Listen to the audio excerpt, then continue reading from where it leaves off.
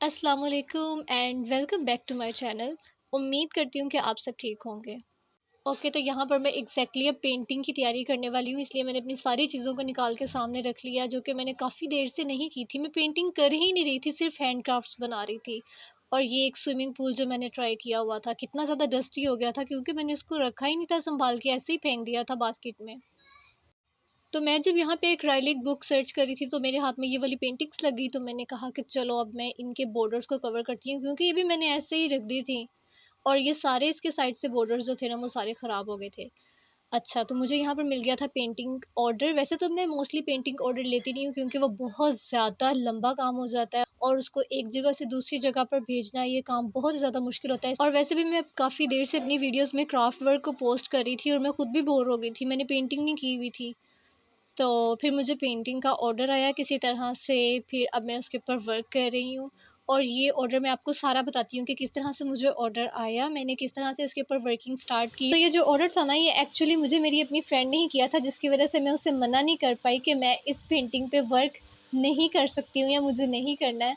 तो उसने कहा कि मुझे बनवानी है और मुझे तुमसे ही बनवानी है। अब ये तुम पे डिपेंड करता है, तुम जैसे मर्ज़ी बनाओ, जब मर्ज़ी बनाओ, इसे कंप्लीट करके दो मुझे। तो मैं ना पेंटिंग के अलावा अपने बाकी सारे क्राफ्ट वर्क में बिज़ी थी, उनको शेप देने में, और उनकी वीडियोज़ अपलोड कर रही थी।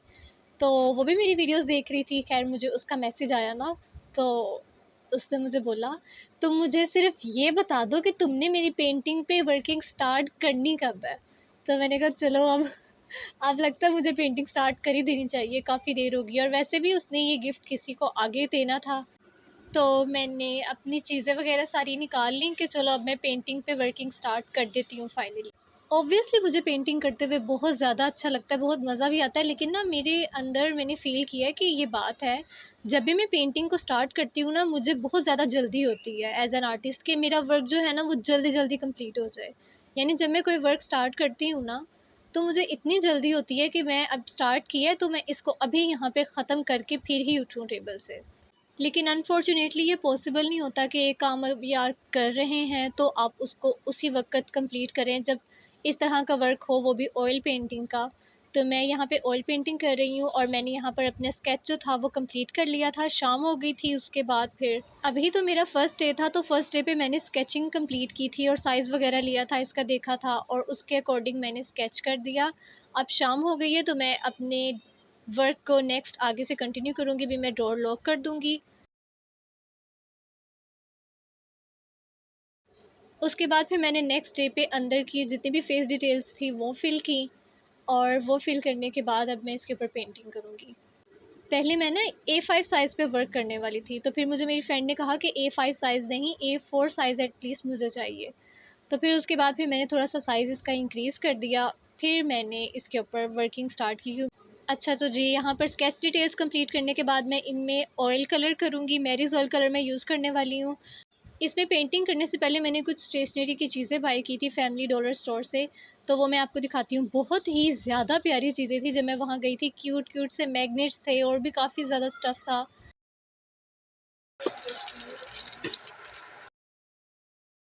तो मैं यहाँ पर 2 चीज़ें लाई थी, वो मैं अनपैकिंग करके दिखाती हूँ आपको।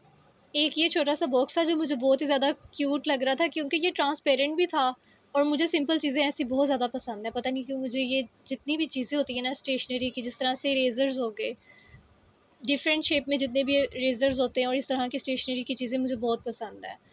तो मुझे चाहिए भी था अपनी चीज़ों को रखने के लिए, तो मैंने ये बाय किया। इसकी क्वालिटी बहुत ज़्यादा अच्छी थी, मुझे बहुत अच्छा लगा था ये। और साथ में ये पेंसिल इरेज़र थे इसके साथ। तो अच्छा है, बहुत ज़्यादा हार्ड और अच्छी क्वालिटी का बना हुआ है। और ये एक बास्केट ली थी मैंने छोटी-सी, जो कि फ़ोल्ड भी हो जाती है, खुल भी जाती है और बंद भी हो जाती है।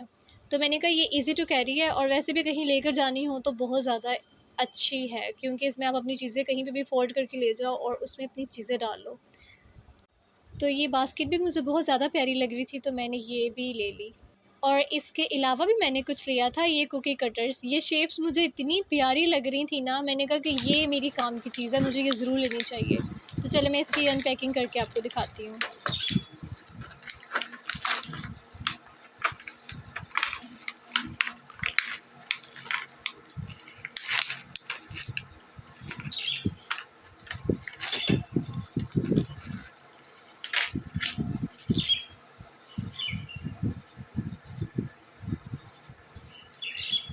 ये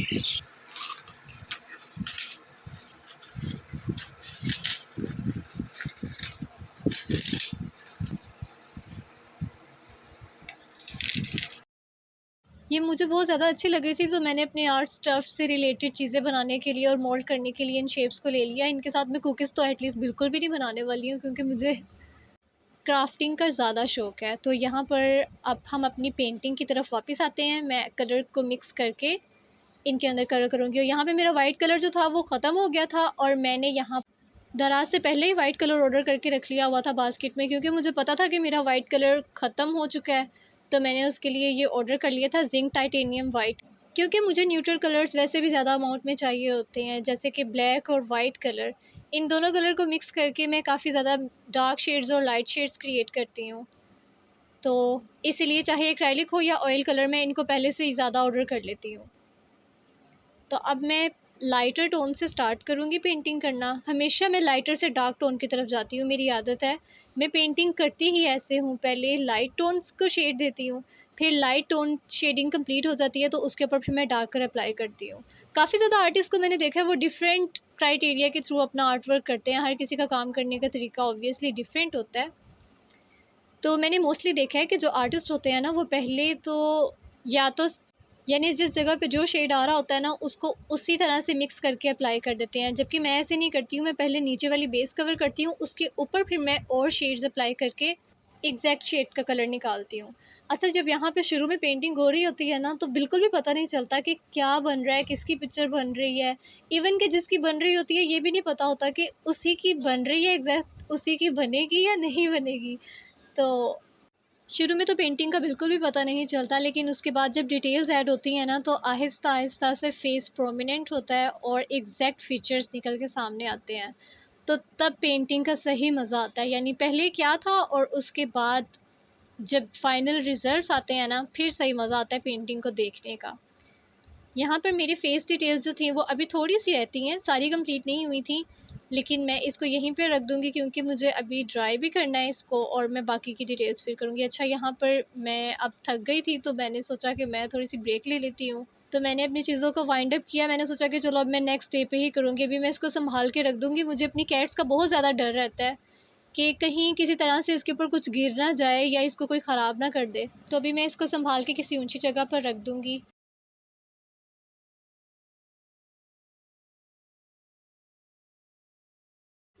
नेक्स्ट डे पे पेंटिंग का फेस वर्क जो था वो काफ़ी हद तक ड्राई हो गया था, तो अब मैं जल्दी से बाकी डिटेल्स को फिल करते हुए इसमें पेंटिंग स्टार्ट कर दूंगी, ताकि डिटेल वर्क जो है वो हमारा ऑलमोस्ट कंप्लीशन की तरफ जाए। अच्छा, मैंने नोट किया मोस्टली लोगों को ना फेस स्केचिंग करवाने का बहुत ज़्यादा शौक होता है, यानी वो प्रेफर करते हैं कि फेस स्केच हो। ब्लैक एंड वाइट में आई थिंक सो कि पेंटिंग, आई डोंट नो, लेकिन कुछ लोगों को पेंटिंग बहुत ज़्यादा पसंद होती है। लेकिन मैंने जो चीज़ फ़ील की है ना, कि लोगों को स्केचिंग का ज़्यादा क्रेज़ है कि हम स्केच बनवाएँ अपना या किसी को स्केच गिफ्ट करें। मे बी बिकॉज़ पेंटिंग का क्राइटेरिया ज़्यादा टाइम रिक्वायर्ड होता है, उसमें काफ़ी ज़्यादा मेहनत लगती है, और वैसे भी वो थोड़ा-सा एक्सपेंसिव होता है एज़ कम्पेयर टू स्केचिंग। यहाँ पे ना मुझसे एग्जैक्ट शर्ट का कलर मुझे समझ नहीं आ रहा था, कि ग्रीन ब्राउन सा था कलर और बहुत ज़्यादा लाइट शेड में था, तो मुझे काफ़ी ज़्यादा प्रॉब्लम हो रही थी इसके शेड को मिक्स करने में। खैर फाइनली मैंने यहाँ पर किसी न किसी तरह से उसका ओरिजिनल कलर निकाल लिया। अब मैं जो हूँ बैकग्राउंड को कवर करूँगी, क्योंकि जो फेस वो बैकग्राउंड को पेंट करते हुए छुप जाती है, क्योंकि थोड़ा सा जो बैकग्राउंड का पेंट होता है ना, वो फेस और हेयर्स के ऊपर भी पेंट हो जाता है। तो थोड़ा-सा बैकग्राउंड को कवर करने के बाद साइड डिटेल्स को ऐड करना पड़ता है। यहाँ पे जब मैं बैकग्राउंड को कवर कर लूँगी ना एक दफ़ा, तो शर्ट की भी डिटेल्स ऐड करूँगी, क्योंकि मैंने ब्राउन शेड तो उसमें अपीयर किया था, लेकिन अभी भी डार्क शेड्स उसमें काफ़ी ज़्यादा मिसिंग थे, जिनको मुझे अपीयर करना था। तो अब मैं ये वाला जो काम है ना, ये नेक्स्ट डे पे करूँगी। अब मैं इस पेंटिंग की जितनी भी डिटेल्स मिसिंग हैं, उनको जल्दी से ऐड करूँगी। पहले तो मुझे शर्ट की डिज़ाइनिंग करनी है और इसके अंदर कलर करने हैं। तो जल्दी से डिज़ाइन क बना लेती हूँ। यहाँ पर मैं छोटे-छोटे से फ्लावर्स थे शर्ट के अंदर, और ये ग्रीन कलर। चलिए अब मैं इसको जल्दी-जल्दी से पेंट कर लूँगी, क्योंकि मुझे वीडियो रिकॉर्ड करते हुए काफ़ी ज़्यादा टाइम हो गया था। यहाँ शर्ट पे कलर करने की वज़ह से मुझे पेंटिंग बहुत ही ज़्यादा अट्रैक्टिव सी लग रही थी, क्योंकि डार्क शेड्स अप्लाई किए थे इसलिए। जेरी भी मेरे पास आके बैठ गई थी, वो कह रही थी कि मेरा भी इसमें क्रेडिट जाता है, मैंने भी बहुत ज़्यादा पेंटिंग की है साथ बैठ के। तो मुझे अक्सर इनबॉक्स पे ना फ़ेसबुक पे और इंस्टाग्राम पे बहुत ज़्यादा मैसेजेस आते हैं। कि ये पेंटिंग्स का क्या क्राइटेरिया है, इनके प्राइसेस डिफरेंट क्यों हो जाते हैं। तो साइज़ के अकॉर्डिंग ऑब्वियसली प्राइस डिफरेंट हो जाता है। जितनी ज़्यादा बड़ी पेंटिंग होती है उस पे उतना ज़्यादा पेंट भी लगता है और उतनी ज़्यादा मेहनत भी लगती है। इसी तरह से फिर हर पेंटिंग के जो प्राइस होते हैं वो डिफरेंट हो जाते हैं। पेंटिंग्स पे इतनी ज़्यादा डिटेल्स ऐड करने के बाद फिर से मेरी नज़र पड़ गई एक चीज़ पे। नेल पेंट तो मैं अप्लाई करना भूल ही गई, खैर मैं अभी इसको नेक्स्ट डे पे करूँगी।